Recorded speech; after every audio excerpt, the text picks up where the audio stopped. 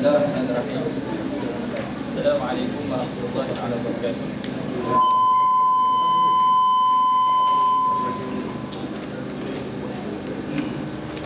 Alhamdulillahirabbil alamin wa aqibatu lil muttaqin wa la udwana illa 'alal zalimin. Wassalatu wassalamu ala asyrafil anbiya'i wal mursalin wa khatamin nabiyyin wa ala alihi wa sahbihi ajma'in. Abtadi'ul kalam bilhamdillahi al-'aliyyah wa usalli wa usallimu ala al-yawmil mawsuf taqaddumi wa awwaliyah wa ala mutamassikina bi risalati al-muhammadiyyah wa ala man nahja min nahjatin ila yaumil qiyamah. Rabbi shrah li sadri wa yassir li amri wahlul 'uqdatan min lisani yafqahu qawli. Qala Allah Subhanahu wa ta'ala, ya ayyuhalladzina amanu kutiba 'alaikumus shiyam kama kutiba 'alal ladzina min qablikum la'allakum tattaqun. Wa qala Nabi sallallahu alaihi wasallam, awwal syahr Ramadan rahmah wa awsatuhu maghfirah wa akhiruhu itqun minan nar. Wa qala Nabi sallallahu alaihi wasallam aidan, man qala Ramadan imanan wa ihtisaban ghafira lahu ma taqaddama min dhanbi. Terima kasih kepada pengurusi majlis yang dihormati pengurusi perubatan cawangan Mansura, saudara Syamil, barisan kepimpinan perubatan cawangan Mansura, ahli jawatan kuasa pelaksana Madrasah Imam Nawawi, seterusnya sahabat dan sahabiah yang dihormati Allah Subhanahu wa taala sekalian. Bersyukur kita kepada Allah Subhanahu wa taala kerana hari ini kita dapat sama-sama meneruskan perbincangan kita berkaitan dengan satu tajuk yang insya-Allah tajuk ini dirasakan pentinglah kerana lebih kurang 10 hari sahaja lagi kita akan menyambut Ramadan kan. Insya-Allah Ramadan pada 29 hari bulan kan. Dan hari ini 19 hari bulan, lebih kurang 10 hari lah. Dan antara tujuan besar Ramadan ialah maqasid kepada Ramadan ialah la'allakum tattaqun. Semoga kamu ni menjadi orang yang bertakwa. Dalam bila mana kita sebut Ramadan ni, bila mana kita sebut puasa Ramadan, dua perkara yang penting dalam puasa Ramadan. Maksudnya seorang muslim itu kalau nak memastikan Ramadan ataupun puasa yang dia laksanakan itu diterima baik oleh Allah Subhanahu wa taala, dua perkara yang dia kena jaga. Pertama, berkaitan sah dan batal puasa dia kan. Yang kita sebut, yang insya-Allah kita akan cuba bincang pada hari ini ya. Berkaitan dengan sah ataupun batal. Sah batal puasa kita. Makan tengah hari batal. Kita kata fiqhus siyam ataupun fiqh berkaitan dengan puasa yang kita akan belajar hari ini. Dan satu lagi yang sama pentingnya juga dengan fiqhus siyam tadi adalah berkaitan dengan sah dan batalnya pahala puasa. Kan? Dia dua yang berbeza. Pertama, sah dan batal puasa. Yang kedua adalah sah dan batalnya pahala puasa. Kan? Maksudnya, contohnya kata-kata kerana Nabi sebut betapa ramai manusia yang berpuasa tetapi dia tidak dapat apa-apa melainkan lapar dan dahaga. Maksudnya dari sudut syarak, dari sudut fiqh, puasa dia tu sah lah sebab dia tak makan, dia tak minum. Tapi dari sudut pahala dia tak ada pahala. Dua perkara lah yang kena jaga kan. Jadi maqasid kepada Ramadan ialah la'allakum tattaqun. Semoga kamu menjadi orang yang bertakwa. Dan hari ini kita cuba berbincang, berdiskusi. Maksudnya kalau ada sebarang persoalan kita cuba bincang kan, bukan nak jawab. Maksudnya kalau anda tak boleh jawab, kita sama-sama bincang. Dan setiap orang ada ketah kerja lah. Ketah kerja yang itu. Kalau ada kesalahan pada ketah kerja tu boleh betulkan lah. Kalau ada yang tercicir. Okey, kita pergi secara laju.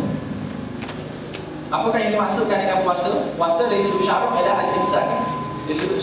Dari sudut bahasa, dari sudut lughah ialah al-imsak wa al-syai'. Puasa dari sudut lughah ialah kita menahan diri kita daripada sesuatu Tak, menahan diri kita daripada sesuatu. Itu dari sudut bahasa. Adapun dari sudut syarak ialah al-imsaku 'anil syai'in 'anil muftiri. Menahan diri kita daripada sesuatu, daripada makan, daripada minum, daripada bersetubuh, daripada terbitnya fajar sehingga tenggelam matahari dengan niat yang khusus. Itu dari sudut syarak, dari sudut syarak. Maksudnya syarak dia bincang tu je. Maksudnya kalau kita niat di rekod sahaja. Okey.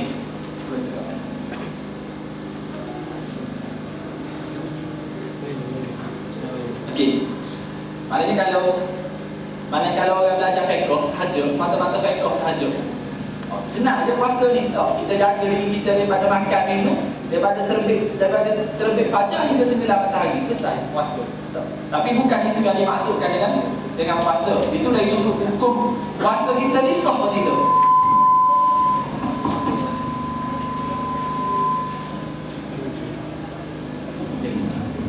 Hello? Okey. Okey.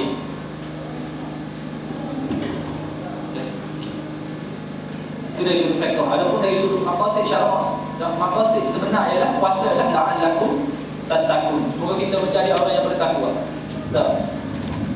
Manusia ni kita melakukan dosa kepada Allah ni dengan 7 anggota. Anggota mata, anggota telinga, anggota mulut, hati, perut, tangan dan kaki.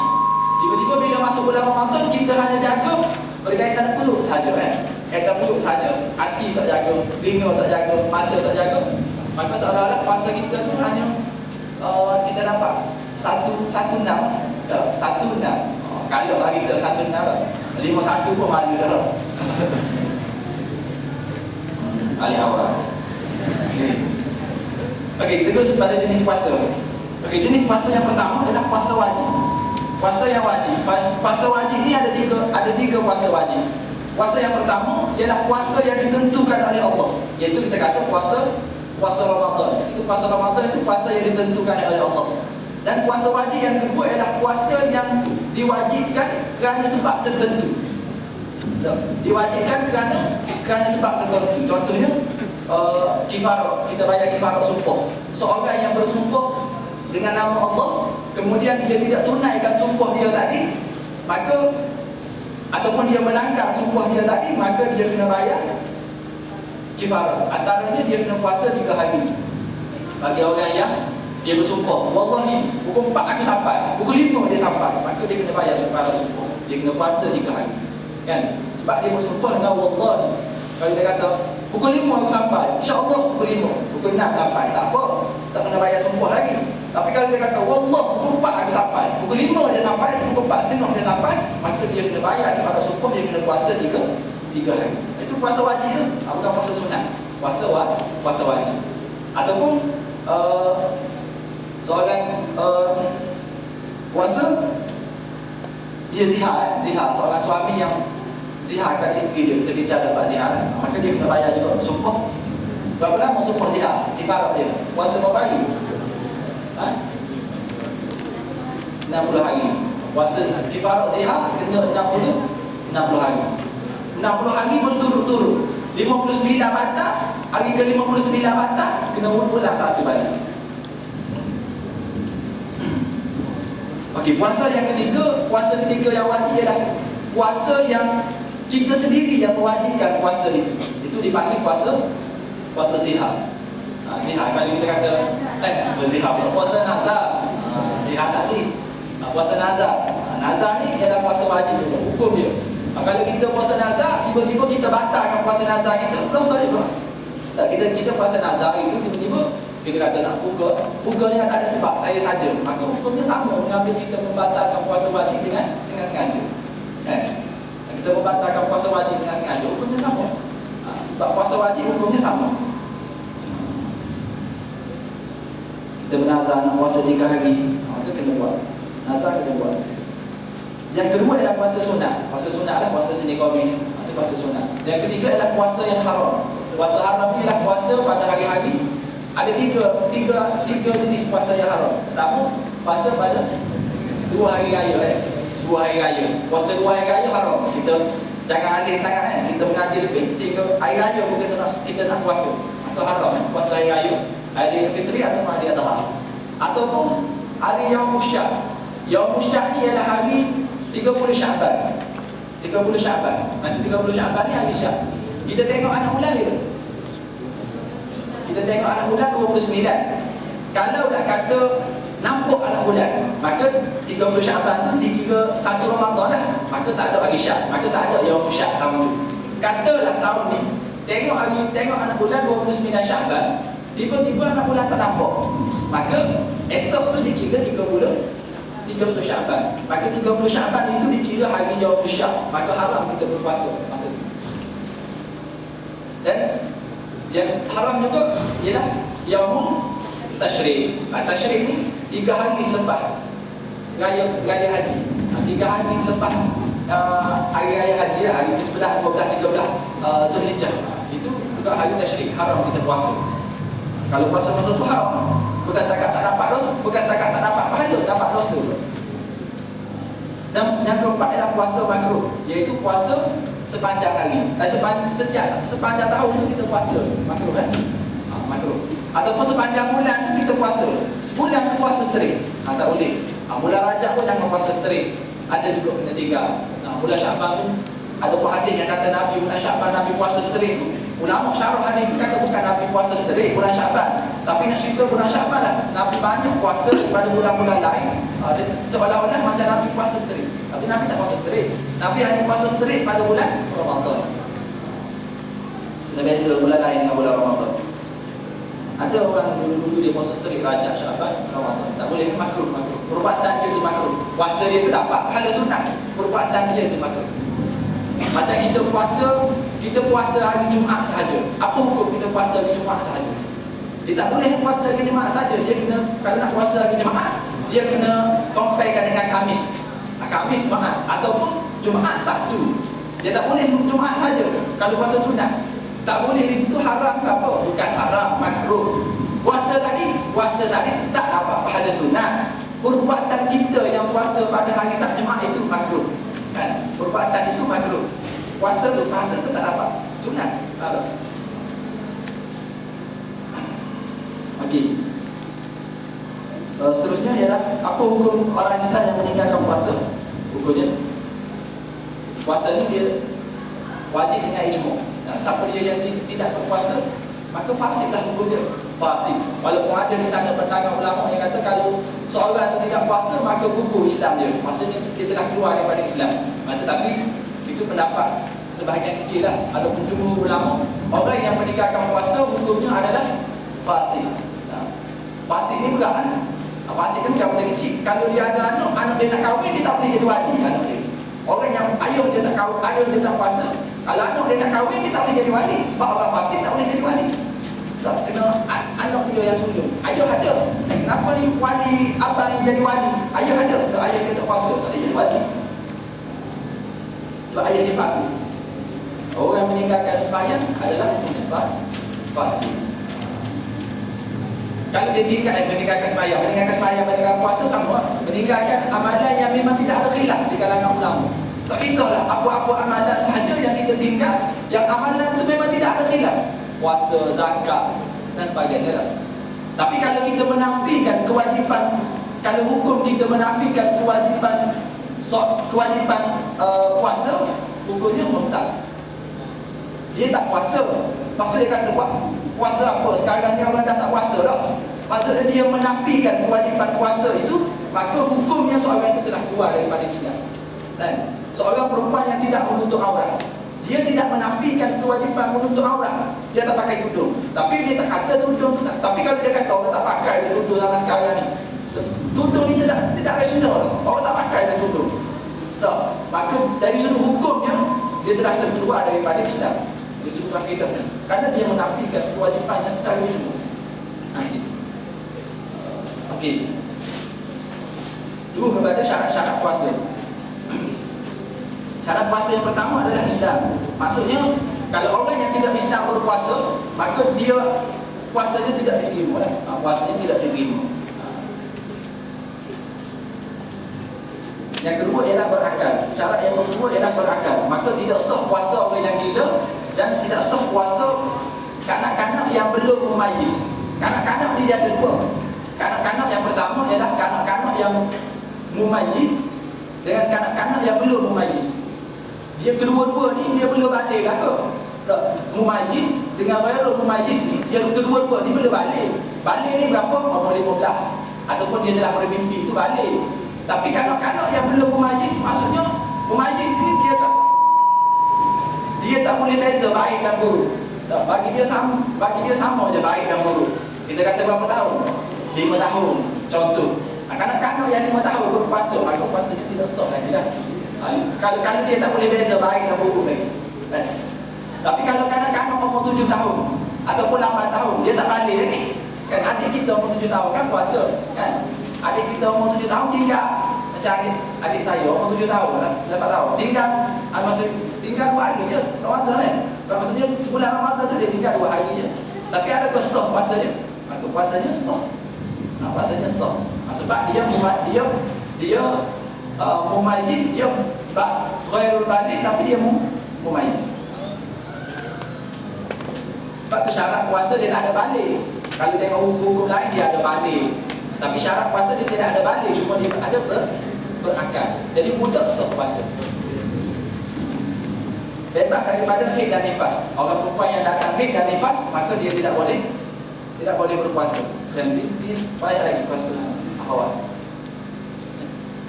Okey. Maksudnya wanita yang datang haid dan nifas, maka dia tidak boleh berpuasa. Bukan setakat tidak boleh, haram dia berpuasa. Maka kalau dia berpuasa, tidak sah. Contohlah kita kata wanita dah ada 1 jam lagi nak buka puasa ada 1 jam lagi nak buka puasa, tiba-tiba keluar darah, maka puasa dia tadi batal lah. Cuma ulama bagi dua lagi. Kalau seorang tu kita kata dah sejam lagi nak buka puasa, tiba-tiba kita rasa turun darah, perempuan rasa keluar darah, tapi keluar darah tu dia tidak keluar di faraj lagi, di permukaan faraj. Dia tak keluar di permukaan faraj, tapi dia rasa benda tu dah turun, tapi turun di bahagian batin. Maka ada dua pandangan ulama. Pandangan ulama yang pertama kata dia tidak dikira haid lagi, sehingga dah darah itu keluar di permukaan faraj. Maksud ulama kata kalau dia sayang puasa dia tahan lah, sehingga kita jangan bagi keluar di permukaan faraj. Maksudnya kalau ada 10 minit lagi ke contoh, tiba-tiba dia rasa macam terturun. Tapi kalau dah memang dia di permukaan faraj, memang solat dia puasa dia batal. Dia dah turun. Tapi pandangan ulama satu lagi dia kata kalau dah rasa turun tu, kalau rasa turun keluar darah dalam memang tempoh adat dia, maka dia kira kita. Pandangan satu lagi lah. Dan itulah iman. Dan juga kalau dah kita kata wanita ni dia keluar darah ketika mana seminit lagi. Tu ada baca apa di radio telah ada, sekarang telah masuk waktu. Tiba-tiba keluar darah ketika tu. Maka sebahagian ada ulama kata puasa dia tu masih sah kerana seminit 2 minit sebelum berbuka ni dia waktu, kalau mengaji ilmu falak kita berbuka tu sebenarnya dia telah lewatkan dah seminit. Kita waktu asar sebenarnya dia telah lewat, kalau kita ilmu falak dia telah lewatkan seminit. Maksudnya ada ulama yang kata boleh lagi kalau seminit, kalau 5 minit tak boleh kan. Tapi kalau kata kita nak buka puasa tiba-tiba tak sempat, bila baru nak betul kita dah keluar lah. Maksudnya kita nak kaya. Okey. Syarat yang seterusnya ialah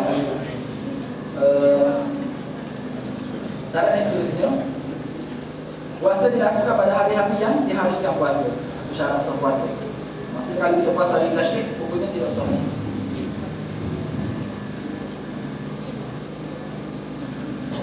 Okey, boleh tak kalau orang perempuan ni dia nak makan ubat untuk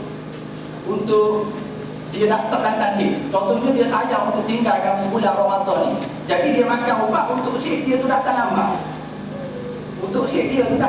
Bila haid dia datang lambat, jadi dia boleh puasa penuh Ramadan. Boleh tak? Macam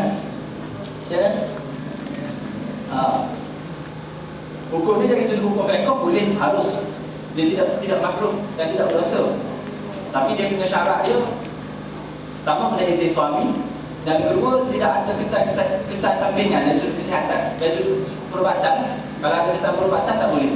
Tapi kalau tak ada kesan perubatan, dia nak ambil ubat untuk ini boleh. Tapi kalau ikut Dr. Yusuf dia kata lebih baik kita ikut fitrah Allah Ta'ala. Allah Ta'ala tentu kita bulan Ramadan ni boleh puasa berapa hari, kita puasa lah.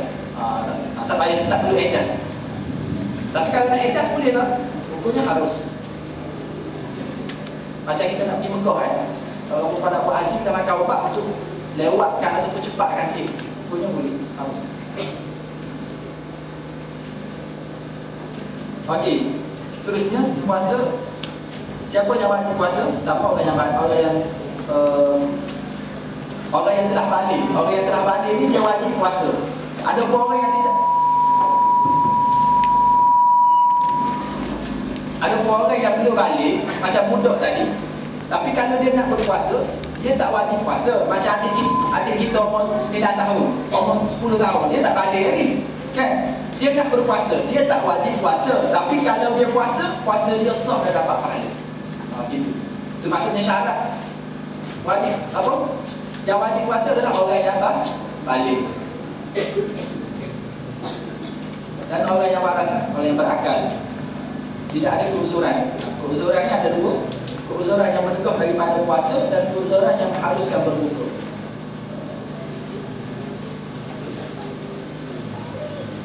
Okey, keuzuran, apakah yang dimaksudkan dengan keuzuran yang menegah daripada sahnya berpuasa? Maksudnya kalau keuzuran ni, kalau dia berpuasa, puasa dia tidak sah.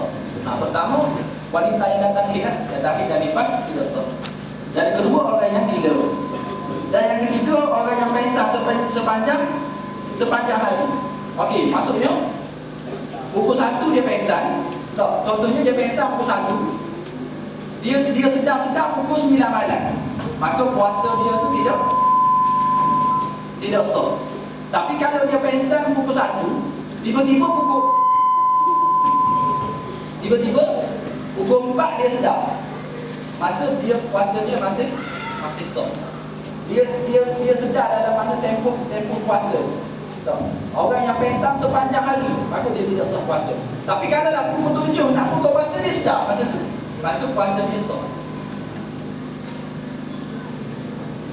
Apakah tidur akan membatalkan puasa? Tidur tak batal puasa. Dia tak sama dengan hukum pengsan. Contohnya sekarang ni musim FIFA. Apa? FIFA apa? Pukul 7, pukul 10, pukul 1, pukul 3 orang habis. 3 orang habis